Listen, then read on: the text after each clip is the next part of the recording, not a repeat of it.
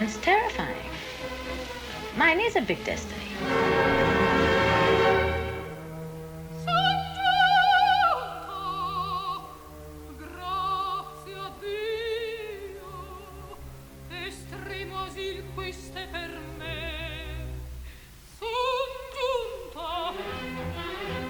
That was Callas.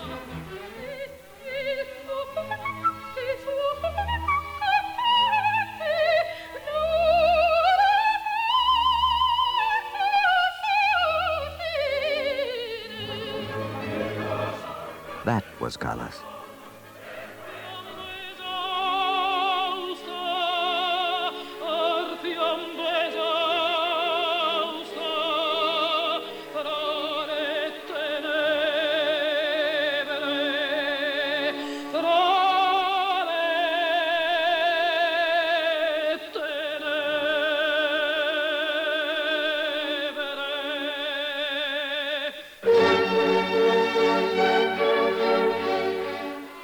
And that was Callas.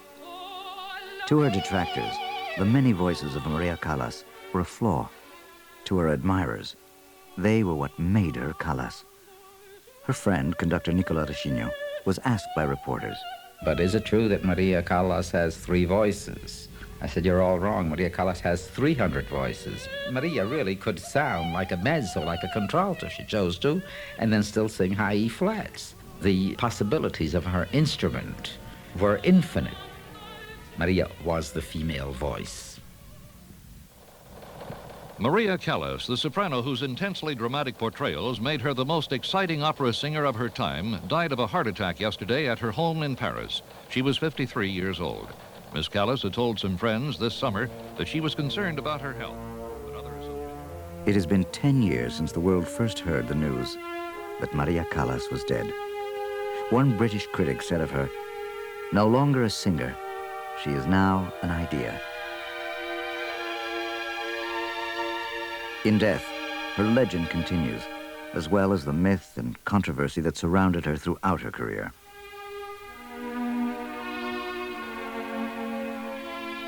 In remembering Callas the artist, we remember her voice and the remarkable things she accomplished with it.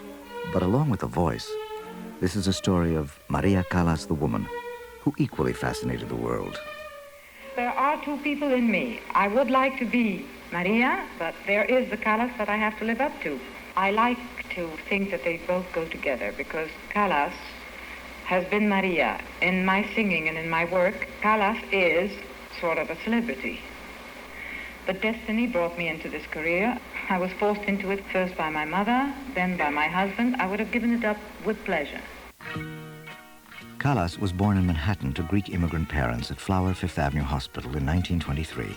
As with much else in her life, the exact date of her birth is mired in controversy. Her mother says December 3rd. Callas preferred the 4th. In fact, a recently discovered birth certificate proves that Callas was born on December 2nd. She was christened Maria Anna Sophia Cecilia, but was called Mary Ann by her family and friends. I'm born Greek Orthodox, but I don't practice it in the sense that I go to church and I pray. Or if I do, I go when nobody's around and I light a candle and I say, "Give me what you want. I have no choice, good or bad, but give me the strength also to be able to overcome it." The family name was too long and cumbersome for the new life in America, and as so many immigrants had done before him, her father shortened it. In a 1957 interview in Chicago with Norman Ross, Callas spoke of her early years and gave a lesson in pronouncing her name. Ready? Kalogeropulu. Well, it's rather long. And that's why your father, who was a pharmacist, changed it to Callas. Yes, I'm afraid so. You went to school, I know, in New York at Public School 164, and you began to sing at the age of 8. La Paloma was one of the first songs Callas sang as a child.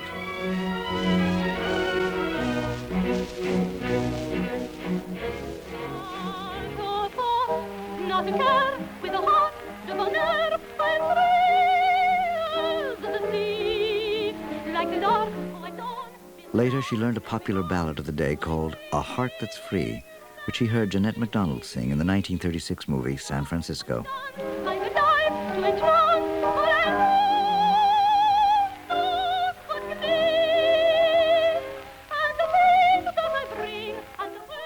a 13-year-old girl in Washington Heights, Jeanette MacDonald must have been the embodiment of vocal glamour.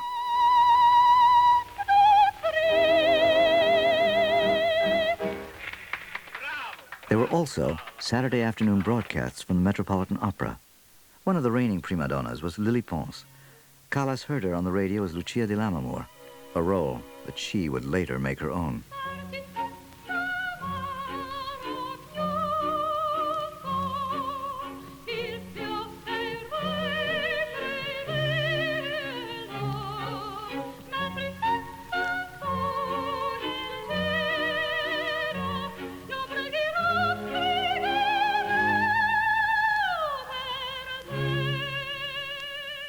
I don't care if she is a star, the 13-year-old proclaimed.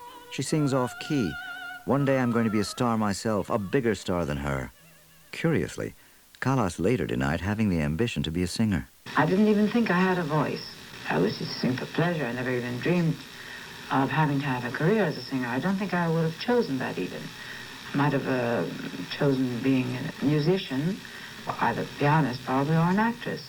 This would not be the first or the last time that Callas's words in public were at odds with her private thoughts. Your mother drove you very hard as a singer, didn't she? Yes. If you have a daughter who has great talent as a singer, would you force her to practice at a very early age? No, decidedly no. Children should not be given this responsibility. Children should have a wonderful childhood. I have not had it.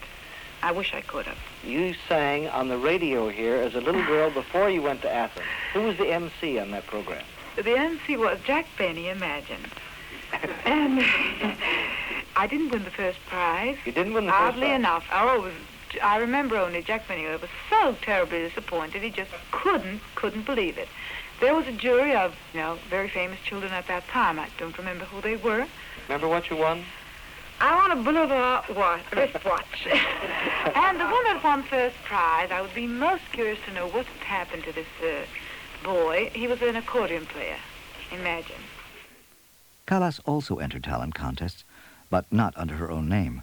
Her father objected to his wife's ambitions for their younger daughter, so Maria Callas had to sing under an alias, Nina Foresti, when she appeared on Major Bow's Amateur Hour in 1935. What's your ambition? Operatic, concert, radio? Well, my ambitions were very high, but since my father's laboratories are closed. Father was a chemist. Well, what are you doing now?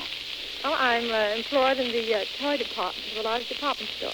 And you want to sing something from Puccini, huh? Yes, I would like to. Yes, I thought so. They all do. All right, what do you want to sing? Something from Madame Butterfly. All right. A bit abbreviated. That's good. Go ahead.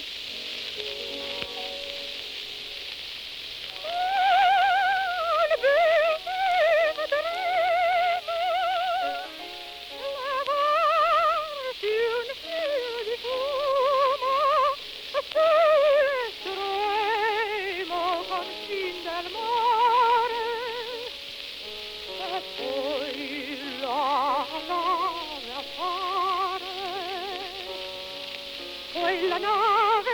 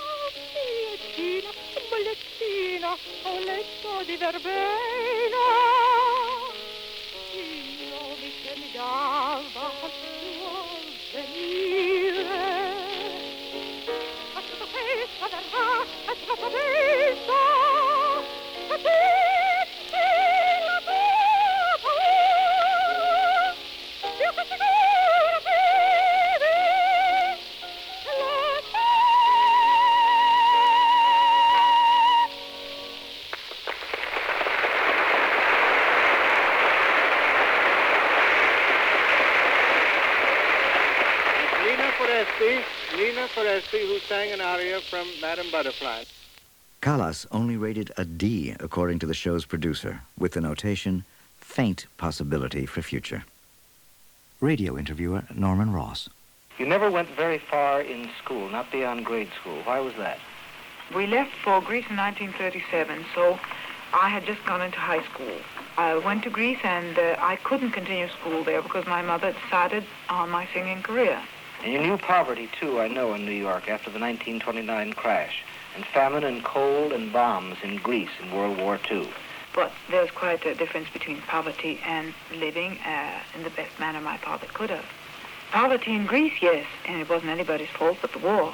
It was in Athens that Callas began her first formal musical training. They brought me to the conservatory, and they had to fake my age because, of course, I was then 13 years old, and no conservatory would accept you. And I was very tall and well-built, so I easily passed for 17 years old. In Greece, I made an 8-year career. We were, kept there during the war. I could have come back, but I didn't feel it right or proper, I don't know, to leave my mother and my sister, so I stayed on. Her first stage appearance was as Santuzza in a student production of Cavalleria Rusticana in Athens in 1939. I started very early. My teacher, who was Elvira de Hidalgo, started very early because she had the real great training, maybe even the last great training of the real bel canto. As a young girl, which means 13 years old, I was immediately thrown into her arms.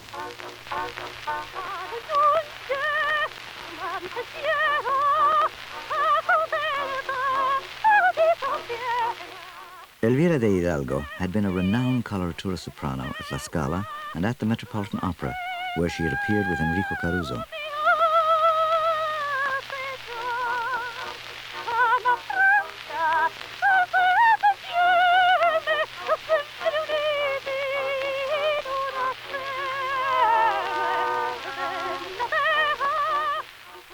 She introduced Callas to the world of the early 19th century bel canto repertory, the music of Rossini, Bellini, and Donizetti.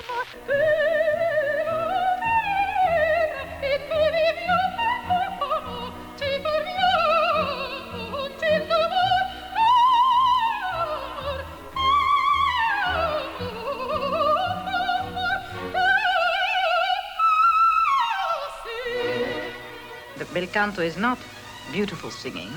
It's a sort of a straitjacket that you're supposed to put on.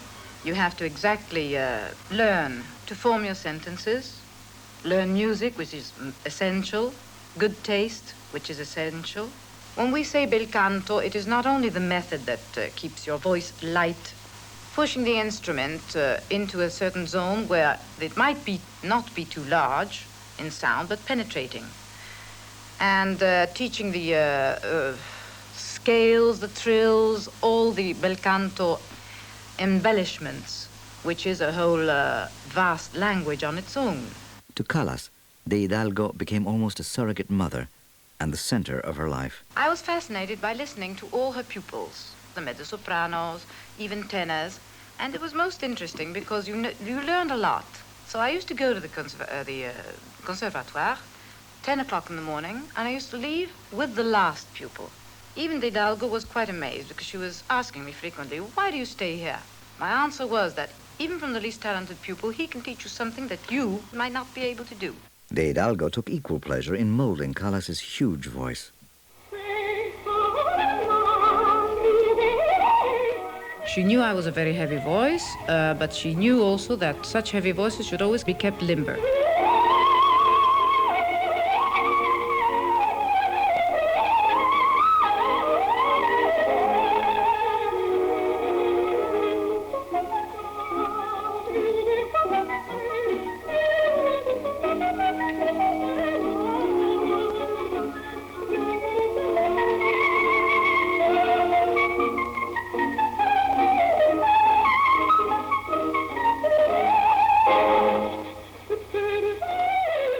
De Hidalgo was equally impressed with Callas's acting ability. In later life, Callas asked her teacher, was I, since a child, always easy on acting? And she says, yes, you were amazingly so. I, even then, admired the way you moved your hands and your body, and these were all new to me. And yet, she says, was considered a good actress, and I had seen the greatest, I saw that there was something different and completely your own. During her years in Greece, Callas trained her body as well as her voice. To learn how to fall well, and you can't always fall the same way, you have to completely relax yourself. Slight tenseness, then you hurt yourself. Then also you have to learn how, and how would this woman fall, and how would that woman fall. Once you learn these things, then you forget about them. And then you manage to free yourself of these, and even go against rules of acting, if you can get away with it. De Hidalgo was more than a teacher to Callas. She became her mentor as well. After 6 months of training with De Hidalgo, I was immediately engaged, shall we say, by the then 6-month-old opera, or the National Theatre, and they needed a dramatic soprano. So they had engaged me for 1 year on an agreement that I would not sing anywhere else. And De Hidalgo had seen to that contract. So I would have a sum of money that would give me the possibility of studying patiently without having the necessity of going around to work.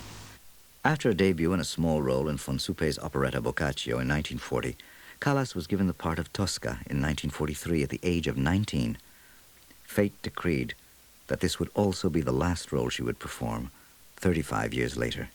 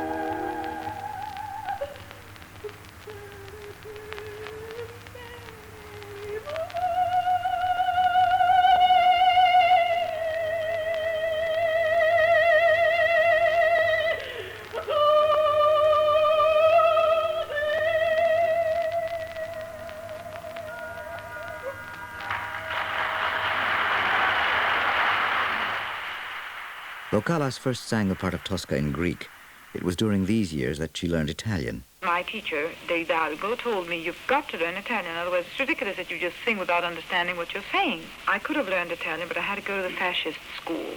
That I couldn't do because then I would really be branded. I had 2 friends that had studied in Italy. One was an Italian, half Greek. And I just started talking with them, and I had them say the verbs to me. And after 2 months, I managed to speak Italian.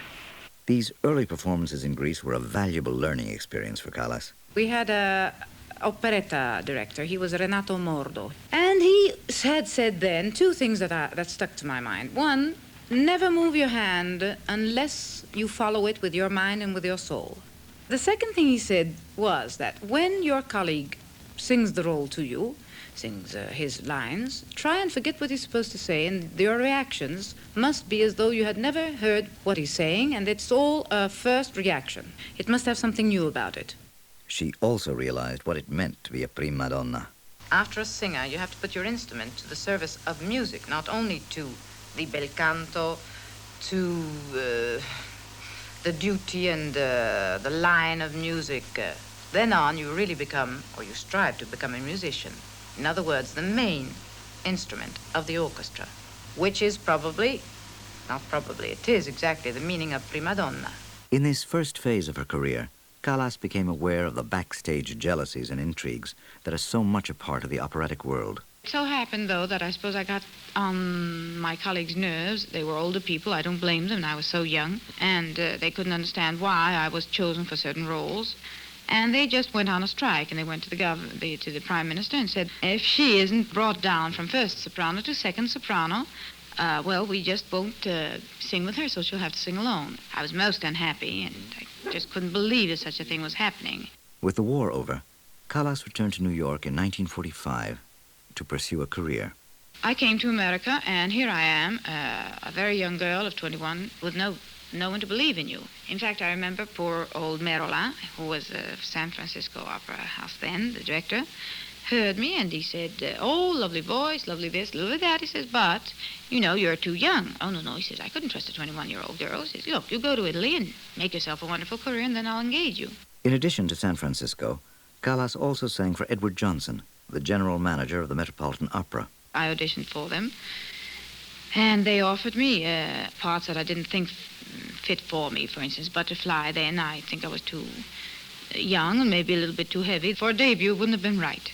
I mean, if they had heard me in other operas, I could have taken over Butterfly also, but I always had these kind of other people call funny ideas, and I consider only doing my job well. And then they offered me Fidelio in English, and forgive me, but I really don't believe in opera sung in English. So I just had to refuse, and then I was supposed to open the season at, I think it was called the United States Opera Company in Chicago, and that blew up. And finally, I had the wonderful chance of meeting Zenatello and being signed up for La Gioconda at the Arena di Verona. Giovanni Zenatello had been a major tenor at the turn of the century, creating the role of Pinkerton in Madame Butterfly. After retiring, he was in charge of reactivating the summer opera season in Verona. It was Zenatello and destiny that brought Callas to the two men who would be pivotal in her life: the conductor Tullio Serafin, who would guide her career, and a wealthy industrialist, Giovanni Battista Meneghini, who was to become her husband.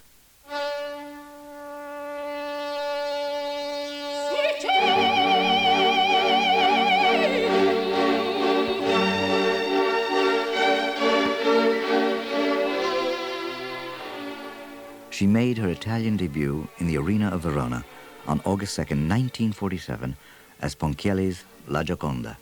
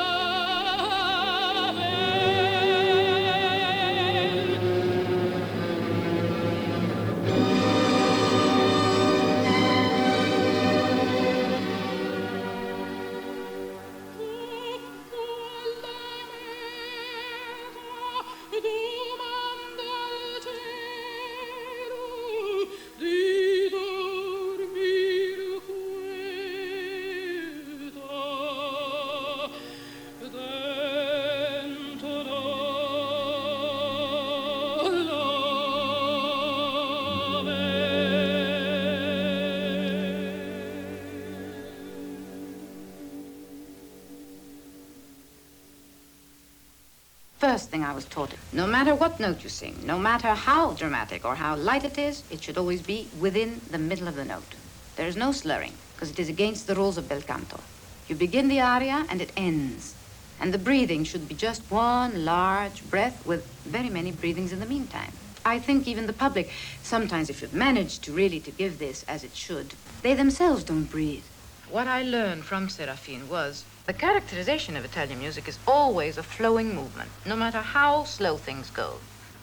You must serve music. If you take the trouble to really listen with your soul and with your ears, and I say soul and ears because the mind must work, but not too much, all you have to do is listen to the music. You will find every gesture there. That is where I really, really drank all I could from this man. I'm afraid that he's the last of those kind of maestri. Despite a solid success at Gioconda, Callas was offered few other engagements. It was Meneghini's money and support that enabled her to bide her time.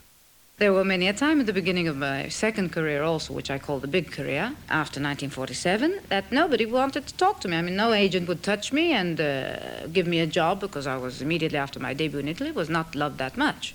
I was something new to listen to, and they disliked anything that took them away from tradition. They really came to me when they just couldn't find another one to cast in the role. Finally, when I did sing this role, whether it was Forza del Destino or Aida, there were many people that used to say, well, her high notes are beautiful, but her middle notes are not. And the other one said, oh, the middle notes are beautiful, but the top are no good. And, well, the other one would come out saying the low notes are beautiful, but in other words, they wouldn't agree.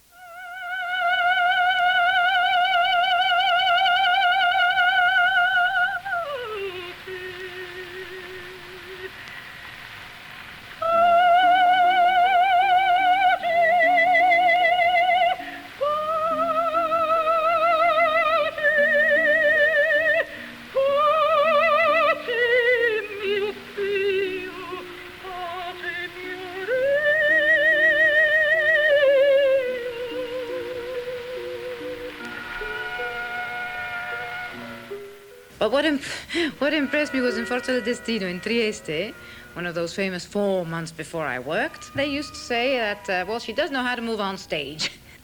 In the meantime, Serafine had left the Scala, and he needed an Isolde, he needed a Norma, an Aida. So he remembered me from Arena di Verona, and he called me to perform Isolde. I had just looked at the first act by curiosity, and he, at the last minute, asked for an audition with me. And I wouldn't dare say I didn't know the opera. So I just bluffed. I said, yes, of course I know Isolde. And I sight-read the second act. I don't know how. God must have helped me. And he turned around and says, excellent. Thank heavens he didn't ask for the third act, because I would have died. Now, if I have to judge between Isolde and Norma, well, I'm afraid that Isolde is nothing in comparison to Norma.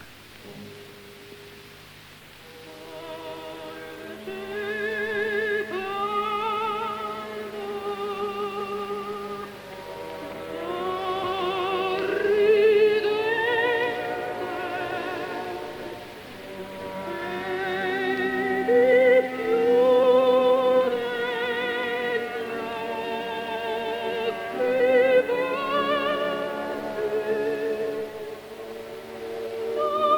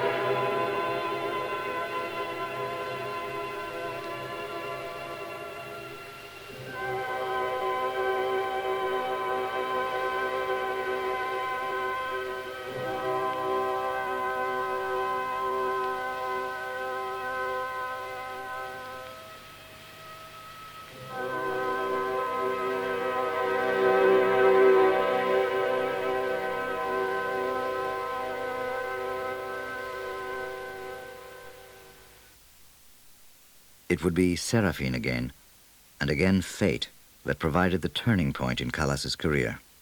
I was doing Valkyria, and I remember there was a great an influenza fever, and they were without a soprano for Puritani of Bellini.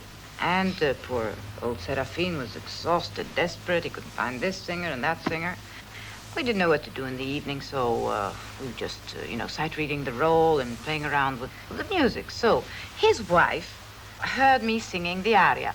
She said, "Will you do me a favor? When my husband comes in, will you please sing that for him?" I said, "Well, if it'll please him and make him happier, yes." Next day, 10 o'clock in the morning, I was called on the telephone. "Please put your robe and come down." I said, "I'm not washed up. It'll take me about half an hour." I said, No, come down the way you are." And he said, "Sing." I said, "What?" "Sing what you sang to me yesterday." There was the director of the theater. I said, anyway, I was forced to sing the aria. Sight read, of course, which was the second time or third time I sight read it. I heard them talking, and he says to me, "Well, look, Maria, you're going to do this role in a week." I said, "I'm going to do what in a week?" He says, "You're going to sing Puritani in a week. I undertake that you study it." I said, "I can't. I have 3 more Valkyrias. I can't do it." He says, "I guarantee you that you can." And I said, "Well, Maestro, my best I can do. More than my best, I cannot promise." And he says, "All right, I guarantee you that, and you guarantee me that you try. That's good enough for me."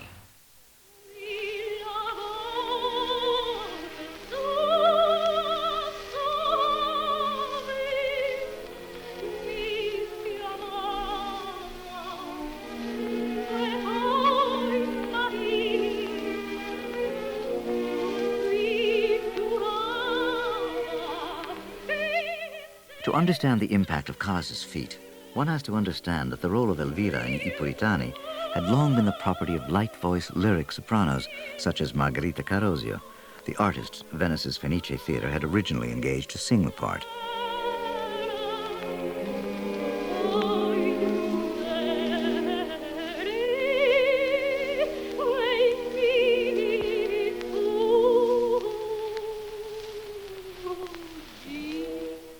The incredible contrast of Callas's darker, heavier voice in the same music was shocking.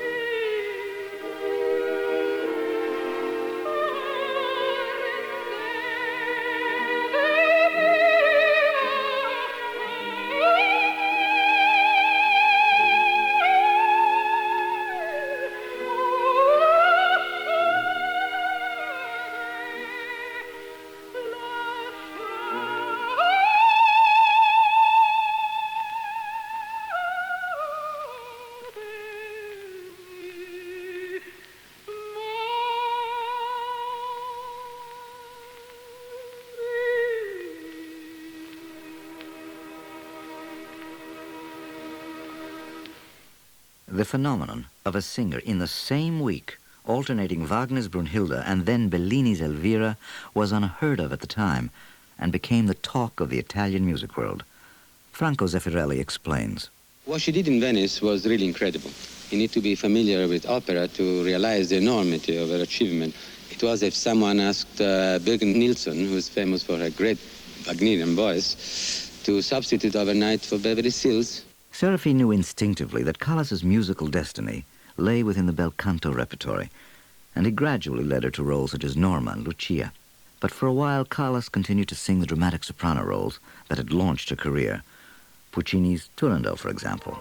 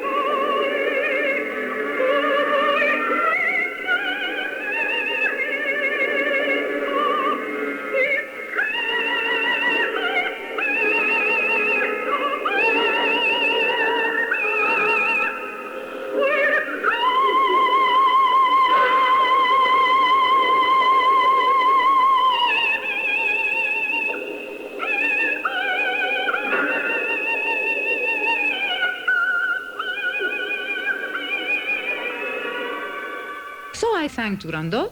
Then as soon as I could have gotten out of these roles, well, I got out. In fact, I dedicated myself to the bel canto roles that were too good for the voice. At the Rome Opera in 1949, Callas performed another Wagnerian role, Kundry in Parsifal. This was the first time Zeffirelli heard Callas sing. And I, like thousands of other people, were immediately taken by the extraordinary quality of this woman's personality and the sound of that voice. I remember my ears were absolutely buzzing. I had the power of this woman, and it was something unique.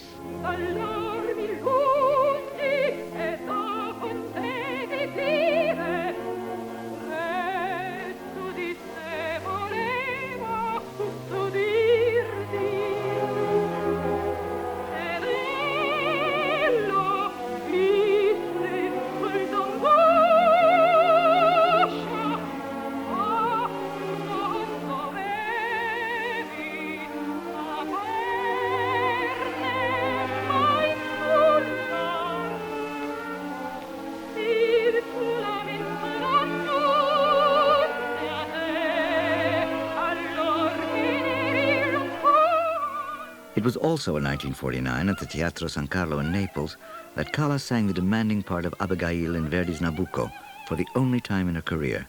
Gino Becchi appeared in the title role.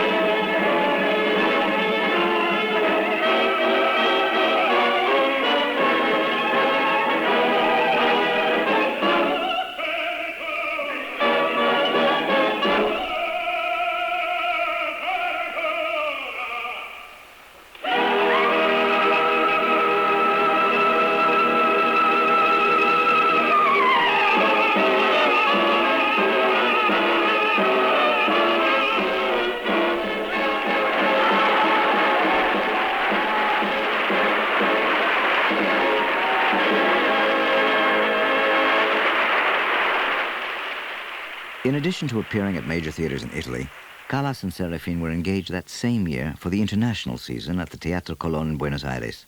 And in 1950, she made her debut in Mexico. A highlight of that season was her first appearance as Leonora in Verdi's Il Trovatore that brought her together for the only time with the American baritone Leonard Warren.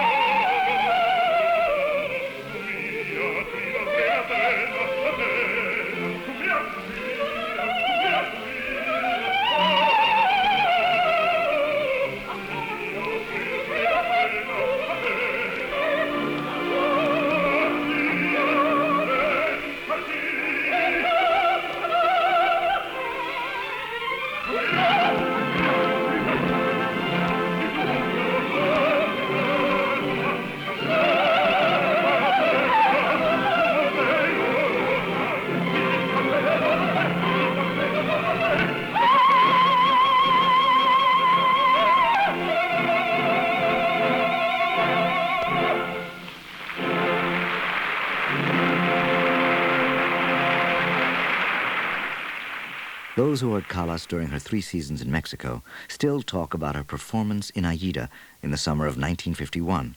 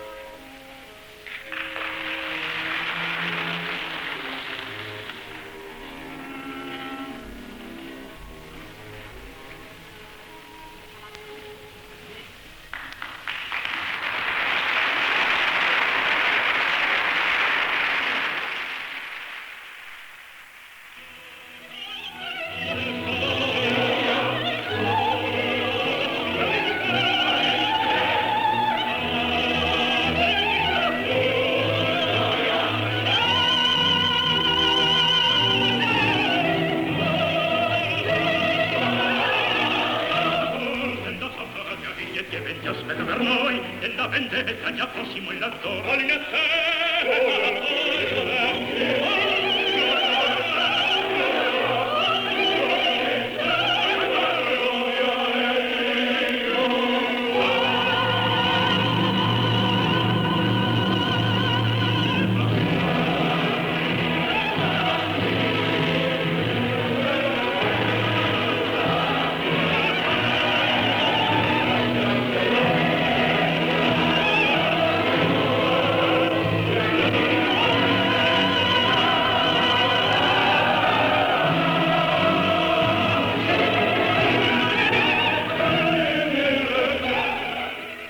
These performances of Aida were crowned by Callas with an interpolated top E flat at the end of the opera's triumphal scene that drove audiences wild.